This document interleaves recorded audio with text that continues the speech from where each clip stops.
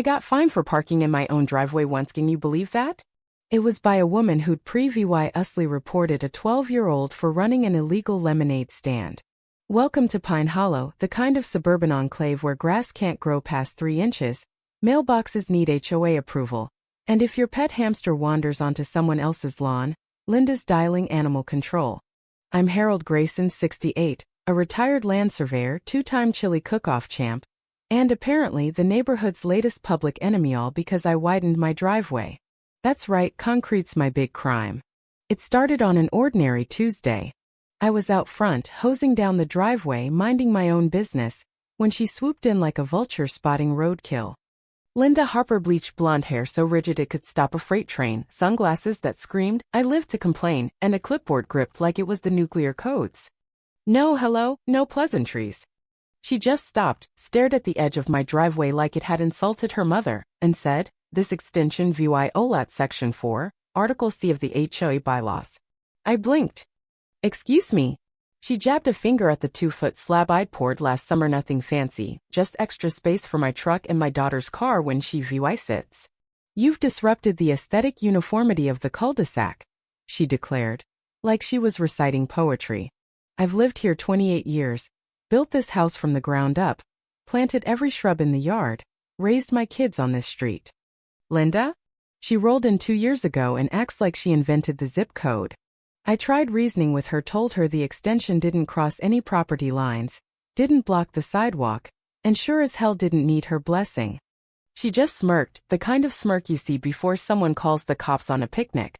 "You'll get a notice in your mailbox," she chirped, then strutted back to her pristine, HA-compliant fortress.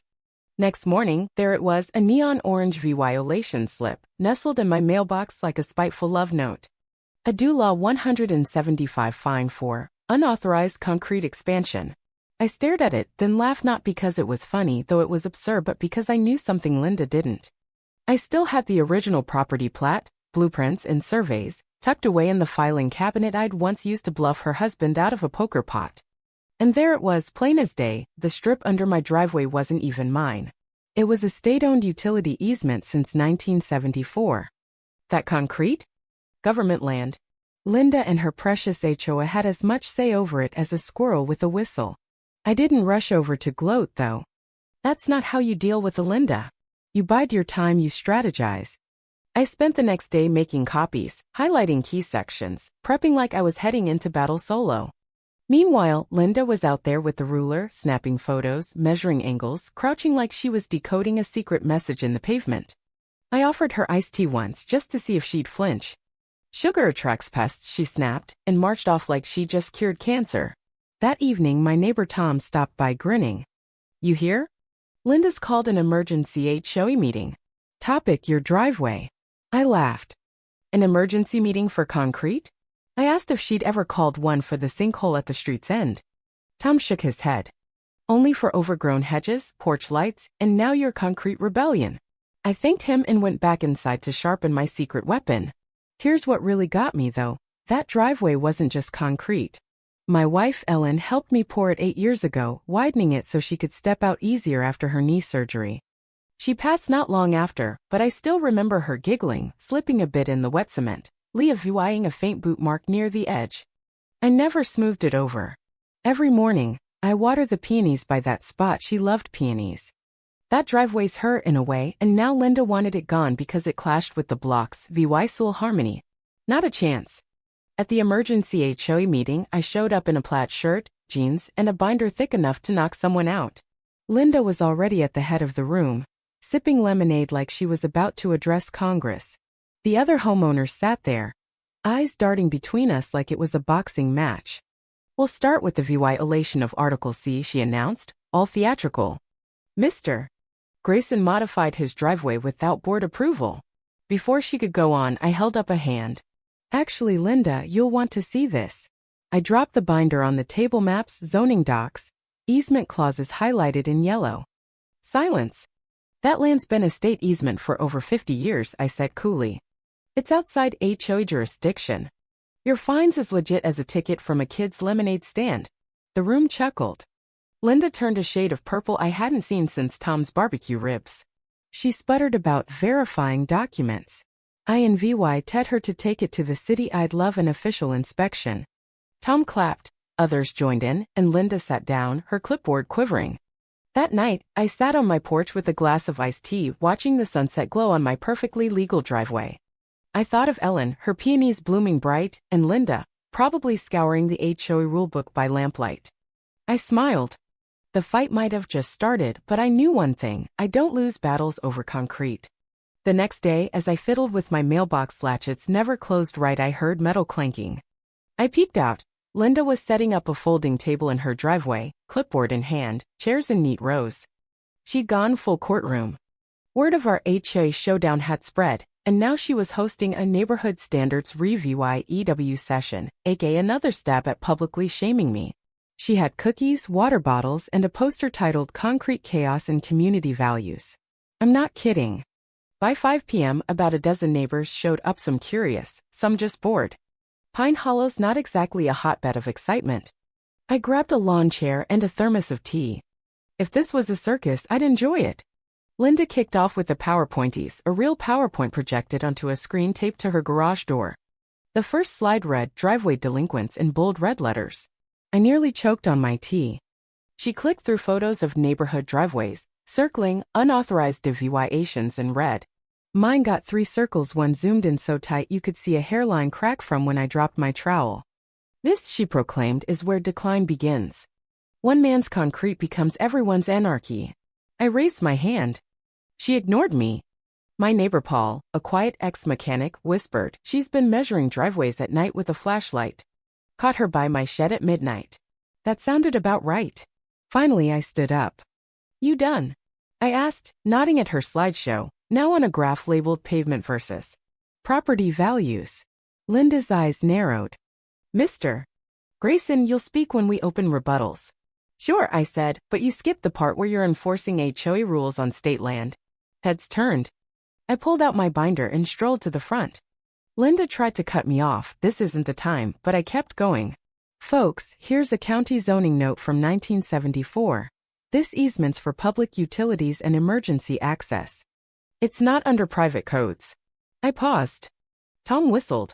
Linda twitched, flipping through her rulebook like it held the key to salvation. "That doesn't override HOA aesthetic standards," she snapped. "Except it does," I said, grinning. "The state owns it, not the HOA. And fining me for it? That's overstepping illegally dicey when it's public access land." The mood shifted. People weren't just amused anymore, they were intrigued, some worried. Linda's hands shook as she turned pages. I passed out copies of my docs, highlighted and ready. "I checked with the city last week," I added. "Email's here. Inspectors welcome anytime." Linda scoffed. "You called the city over a driveway?" "No," I said, "I called because someone's enforcing fake rules on state property. That's a big deal in some places." Gasps rippled through. I didn't say it was a crime here, but the drama hit hard. Linda accused me of forging docs, demanding official signatures, seals, permits, not photocopies from some old drawer. I sipped my tea and pulled out the notarized easement deed. "Got it since '95. I'm a surveyor, I don't lose paperwork. Unlike someone who once filed a complaint in marker." That got a laugh. Linda, losing traction, called for a vote to reverse my violation. No hands went up, not even her usual allies, Paul and Sarah, who suddenly got real interested in their shoes. It was done, or so I thought. As folks left, Linda stood by her projector, frozen. I walked by and muttered, "It's not about driveways, is it?" She didn't answer, just stared at her orange notice. She'd lost the narrative, not just the fight. That night, I made a turkey sandwich, sat on the porch, and looked at the driveway under the moonlight.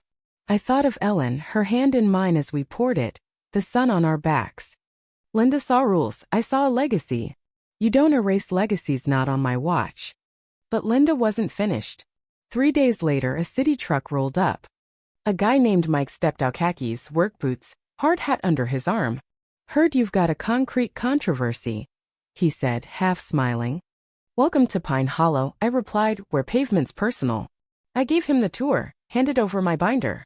He nodded, took photos, typed on his tablet. Linda pranced out, view I saw on, all fake sweet. "Good afternoon, officer." "Not an officer," Mike said. "Just checking easement compliance." She launched in, "I'm HOA chair. This encroachment disrupts our neighborhood's harmony." Mike blinked. "Harmony?" He glanced at me. "This is state land. HOA rules don't apply." Linda deflated but rallied. "Surely there's a code violation curb shape something." Mike checked. "Curb's original city poured 89. She pivoted. "It's ugly. Sets a bad precedent." Mike shrugged. "Not my call." Linda vowed to fight at the next HOA vote. Mike packed up, took a lemonade I offered, and left. That night, my doorbell cam caught her sneaking around with a flashlight, spray paint, and stakes, marking my grass with red XS, muttering about standards. She tripped, swore, and set off Tom's lights. I sent the clip to my buddy Jim, who posted it online. Linda versus the concrete live. It went viral, locally 60 comments, memes, even an auto-tuned remix. Suddenly, I wasn't just the driveway guy, I was the guy who faced the HOA beast. Neighbors' wave brought pie. Linda went quiet, but I knew she was plotting. Then, a black SUV with government plates arrived. 2 officials stepped out, one in a suit, one in field gear. "We got a complaint," the suit said. "Driveway blocking a utility corridor." Linda had gone to the city's transportation department. I handed over my binder.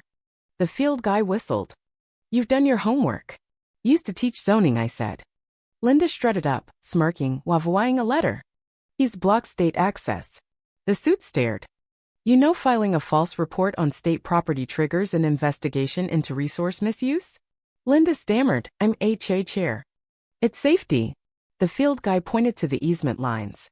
"This complies, and it's a historical variance from the 70s. Protected." Linda gaped. "Historical concrete?" "Untouchable," he said. Then he handed me an envelope. The county wanted a bronze marker for its official historical status. Linda stormed off. Neighbors gathered, laughing. That night, I got pies, cookies, root beer. Tom dubbed it Driveway Day. But next morning, flyers hit every mailbox. And signed, all caps, ranting about aesthetic ruin and tiki torches. Tom said it read like a blender wrote it. People mocked it. Sarah found typos and ditched Linda's camp. A post-it on my flyer read, "Long live the driveway."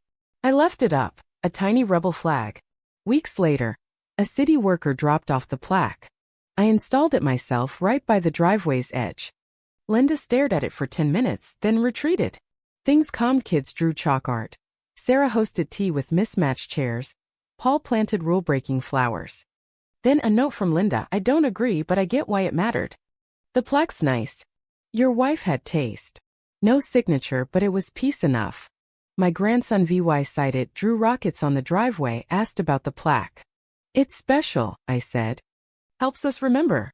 That night, neighbors stopped by, ribs, jam, laughs.